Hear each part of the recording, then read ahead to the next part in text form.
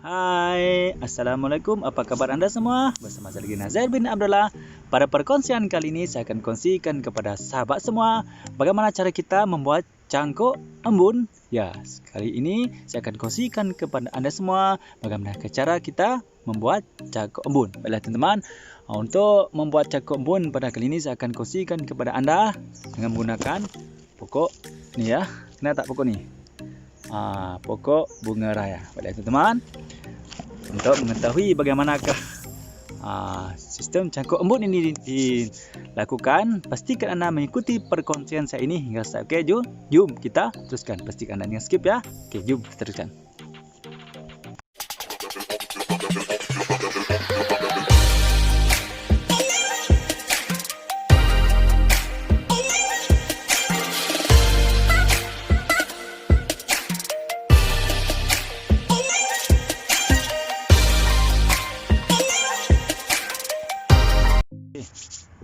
Okey, baiklah teman-teman, untuk melakukan proses cangkok embun, barang-barang kita perlukan ialah, contoh yang pertama kita memerlukan kertas ya.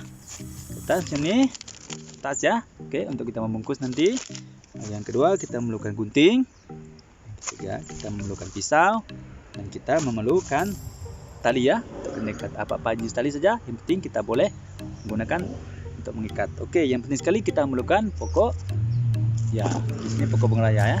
Pokok yang kita akan lakukan proses cangkok angin. Baik teman, kita teruskan proses cangkok angin. Okey, yang pertama yang untuk anda lakukan adalah anda pastikan memilih pokok yang sesuai untuk kita lakukan ataupun jadikan sebagai bahan untuk kita buat cangkok angin. Contohnya seperti ini, pokok bunga raya ni ya. Okey, pokok bunga raya ni macam ni. Saya akan menggunakan pokok bunga raya ni sebagai satu bahan contoh untuk kita jadikan sebagai contoh dilakukan sebagai pokok untuk kita lakukan cangkok angin. Bukan cangkok angin, cangkok embun ya, bukan cangkok angin, cangkok embun. Okey, kita teruskan teman. Okey, teman, saya akan membuat cangkok embun di sini ya. Apa yang kita perlukan adalah kita pruning dulu, kita buang dulu daun-daun yang ada tumbuh kat batang ni. Okey, buang dulu macam tu. Kemudian kita ambil pisau atau gunting. Okey, gunting kita gunakan gunting atau pisau untuk kita mengerat dulu ya, mengerat dulu bahagian kulit ni, bahagian pokok yang kita akan buat cangkok angin, cangkok embun ya. Kita kerat dulu macam ni. Bismillah. Macam tu ya. Okey, macam tu, buat macam tu. Okey, macam tu. Kita kupas dulu lebih kurang dalam 3 cm ataupun 5 cm macam ni ya, teman-teman. Okey, berapa lagi macam tu ya.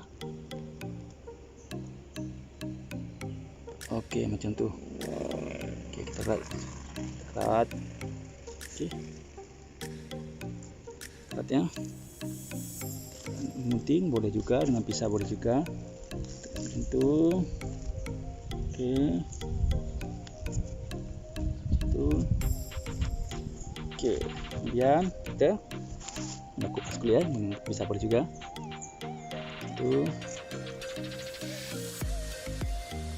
kita kupas. Hati ya, jadi anda sentiasa berhati-hati semasa menggunakan pisau.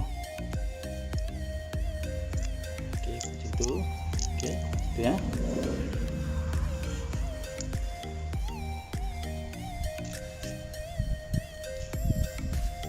Macam tu.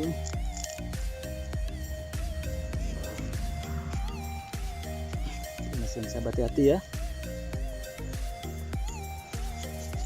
Okey.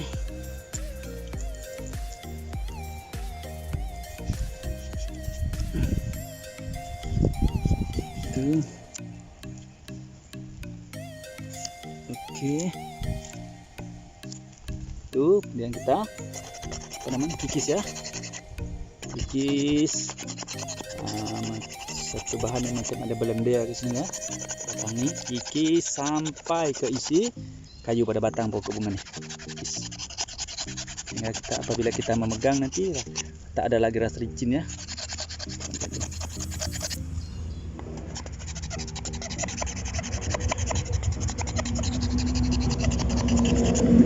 Okey, macam tu.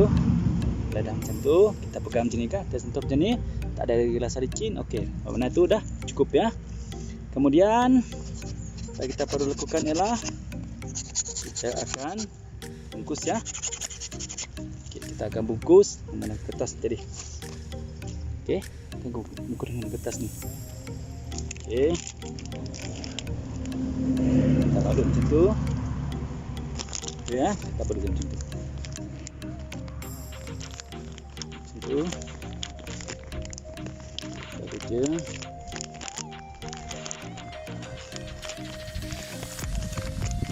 Okey, kita ikat yang tadi. Apa-apa jenis dia boleh ya.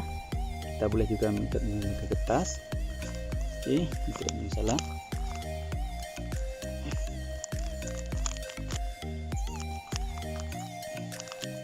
Macam tu.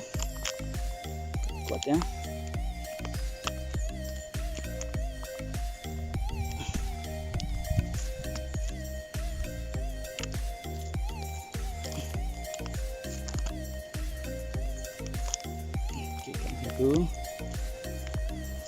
Okey.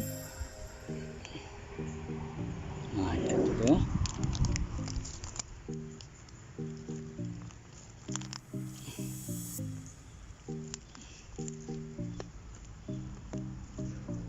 Okey, lepas tu kita ikat bahagian bawah pula. Okey, kita ikat bahagian ni.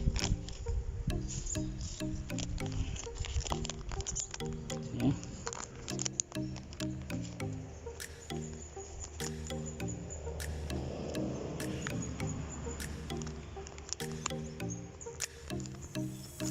Okey, ikat dulu.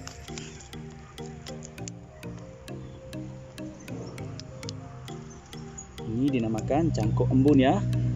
Kita hanya mengupas ataupun mengikis kulit pada batang satu jenis pokok tu sehingga bersih, sehingga tak ada lagi terasa benda yang licin, lendir.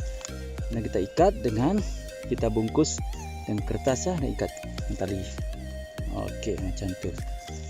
Ini dinamakan cangkok embun kerana kita hanya menggunakan embun ya. Bila batang dah siap pokok macam ni nanti, dah bungkus kan? Ini dah siap ni.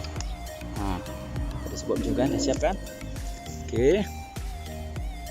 Sekarang kita hanya akan tunggulah ya. Kita akan tunggu. Okey. Okey, senang. Sekarang kita hanya akan tunggu lagi hasilnya. Dalam masa lebih kurang sebulan ataupun 2 bulan macam tu, akar akan mula tumbuh di dalam nanti ya. Akan mula tumbuh dalam tadi. Di bahagian batang pokok yang kita kupas tadi, kat sana akan keluar nanti. Okey, teman-teman, ini adalah sebagai proses cangkok embun ya. Okey, cangkok embun. Okey, ingat lagi tak? Macam mana langkah-langkah yang saya lakukan tadi? Okey, yang pertama, pilih batang pokok yang sudah matang ya dan sehat macam ni, subur. Okey. Dan kupas kulit pada bahagian batang pokok tu lebih kurang 3 cm ataupun 5 cm macam tu. Kupas hingga sampai ke isi batang pokok tu ya, sehingga tidak ada lagi lendir ataupun licin. Okey, cukup. Kemudian bungkus dengan menggunakan kertas plastik ya, yang tebal sikit macam ni dan transparent untuk sinar ya, macam ni. Dan kita senang memantau pertumbuhan akar dalam bahagian pokok yang kita balut dengan kertas ni tadi. Okey. Dan yang kelima, langkahnya lah kita tunggu sehingga pokok ni dah mula akar, lalu kita potong.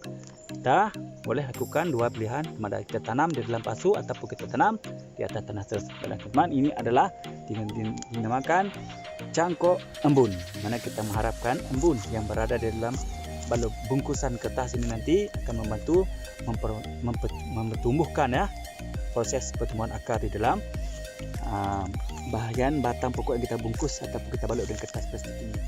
Baiklah teman, ini adalah cara kita melakukan proses cangkok embun. Okey. Sekarang saya akan bawa teman-teman ya. Saya akan bawa teman-teman untuk melihat hasil daripada proses cangkokan embun ini. Teman, ingat lagi tak? Beberapa minggu lepas saya ada melakukan dan berkongsikan dengan teman-teman semua bagaimana cara kita melakukan cangkok embun kepada pokok bunga raya macam ni. Okey, sekarang saya akan bawa anda semua pergi melihat bagaimana hasil daripada proses atau program cangkok embun ini yang pernah saya lakukan beberapa minggu. Oke, mari kita sama-sama tengok ya. Oke, ini teman-teman. Ini teman, inilah dia ya, hasil daripada cangkok embun yang saya lakukan beberapa minggu yang lepas. Tengok nih, teman nampak kan? Dalam ni, yang putih-putih itu adalah yang ni. Itu adalah akar ya. Akar sudah pun tumbuh. Macam tu. Akar dah tumbuh tu. Nampak kan? Akar dah tumbuh dalam bungkusan kertas tu. Bila dah macam ni, kita boleh tunggu masa untuk kita tu ya, menanam lagi. Sama ada kita akan tanam dia di dalam pasu ataupun kita akan tanam nanti di atas tanah terus ya. Ini dah. Inilah hasil kita tu ya. Okey, dah nampak kan? Akar tu. Nampak akar tu dalam tu. Akar dalam. Yang betul-betul tu adalah akar ya. Akar tu. Ni. Akar. Okey, nampak tak? Akar tumbuh. Tengok kalau yang kita baru buat macam ni.